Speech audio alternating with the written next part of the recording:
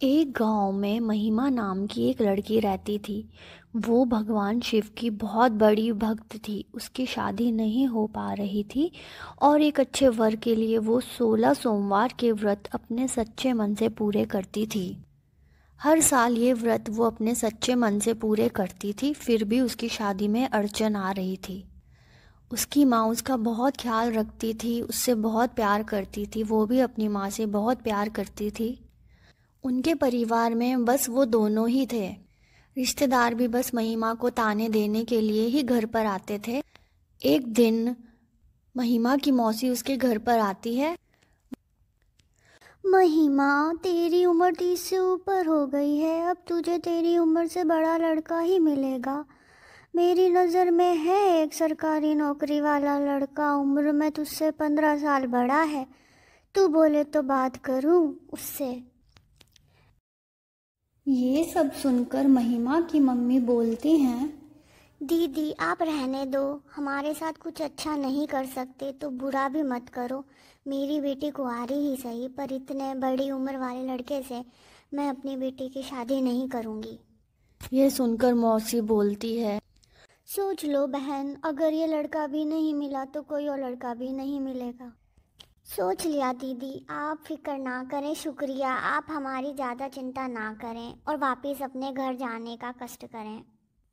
मौसी वहाँ से चली जाती है और महिमा की मम्मी रोने लगती है। महिमा अपनी मम्मी को चुप कराते हुए कहती है, माँ चुप हो जाओ, भगवान शिव ने कुछ अच्छा ही सोचा होगा मेरे बारे में भी। कुछ कामों को होने में वक्त लगता है, पर जब वो काम होने लगते हैं तो लोगों की बोलती बंद हो जाती है। हमारे साथ भी अच्छा होगा, हमारे भी अच्छे दिन आएंगे, आप रो मत। मुझे भगवान शिव पर पूरा विश्वास है, वो जल्दी कुछ अच्छा करेंगे। इसी तरह साल बीतते रहते हैं और महिमा अपने 16 सोमवार के व्रत करने नहीं छोड़ती। एक दिन उसकी सहेली घर पर आती है। अरे ज्योति, आओ आओ, आज कैसे आना हुआ? पहले से बहुत पतली भी लग रही हो, ये चमत्कार कैसे हुआ? कुछ नहीं, बस जिम जाती हूँ आजकल, उसी का कमाल है, पतली हो गई हूँ। वैसे अपने ग्रुप में अब तू ही बची है जिसकी शादी नहीं हो रही।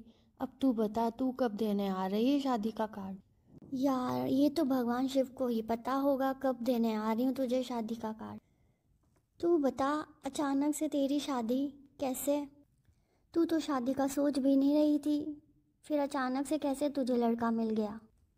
ऐसे ही यार, लड़का मिल गया, घर वालों को भी पसंद आ गया। शादी इंडिया के बाहर है और तुझे आना ही है।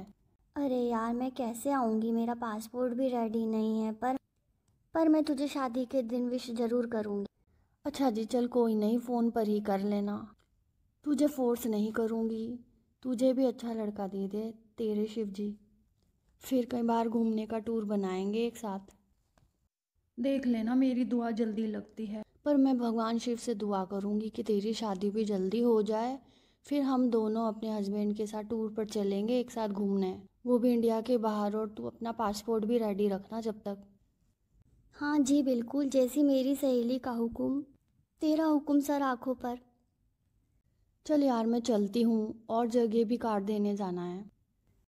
महिमा की मम्मी बोलती हैं, अरे बेटा आपने तो कुछ खाया ही नहीं। ज्योति बोलती है, जी आंटी, हम महिमा की शादी में ही खाएंगे अब। जल्दी से इसके लिए भी लड़का ढूंढ लें, फिर हम दोनों सहेलियां साथ घूमने जाएंगी इंडिया के बाहर। बेटा हम तो हर जगह ट्राई कर रहे हैं, पर भगवान ने ना जाने क्या लिखा है महिमा की किस्मत में। आंटी आप चिंता ना करें, हमारी महिमा का नसीब बहुत अच्छा है। भाई हमारी महिमा टॉपर रह चुकी है स्कूल और कॉलेज की, इसे कौन मना कर सकता है? नसीब तो उसका खराब होगा जो इसे मना करेगा। आप चिंता ना करें, मुझे पूरा विश्वास है जल्दी इसे भी बहुत अच्छा लड़का मिलेगा। बस बेटा इसी उम्मीद पर जी रहे हैं हम भी, कि कुछ अच्छा हो जाए महिमा की ज़िंदगी में भी। आप बताओ बेटा, आपके होने वाले हस्बैंड क्या करते हैं? सॉफ्टवेयर इंजीनियर हैं आंटी, कैलिफोर्निया में। हाँ बेटा, आपके पेरेंट्स ने ढूंढा है इतना अच्छा रिश्ता? नहीं आंटी, सोशल मीडिया का ज़माना है, सोशल मीडिया पर बात हुई, फिर लगा वेल सेटल्ड लड़का है और घर वाले भी शादी के लिए मान गए, तो बस फिर हमने शादी का फ़ैसला कर लिया। अच्छा आंटी, फिर मैं चलती हूँ, बाकी के शादी का कार्ड भी देने जाना है, फिर फुर्सत में आकर मिलूँगी। ओके बेटा। इस तरह ज्योति वहां से चली जाती है। अगले दिन सुबह ही महिमा को मंदिर में उसकी मौसी वापस मिलती है। अरे महिमा कैसी है? मैं ठीक हूँ मौसी, आप बताइए आप कैसी हैं? मैं तो ठीक ही हूँ महिमा, पर तू कुछ ठीक नहीं लग रही। नहीं मौसी, मुझे क्या होगा, मैं तो ठीक ही हूँ।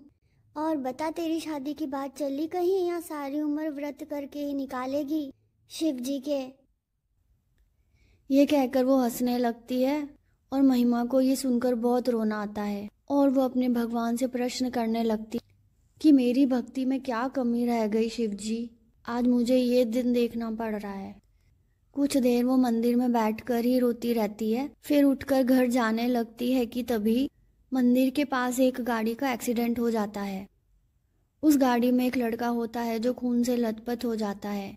महिमा उसे तुरंत अपने घर लेकर जाती है क्योंकि उसका घर पास में ही होता है। घर ले जाकर वो उसकी बहुत सेवा करती है। उसकी सेवा को देखकर शिव बहुत प्रसन्न हो जाता है और उसकी माँ से उसका हाथ मांगता है और इस तरह महिमा को भी शिव के रूप में अपना जीवन साथी मिल जाता है।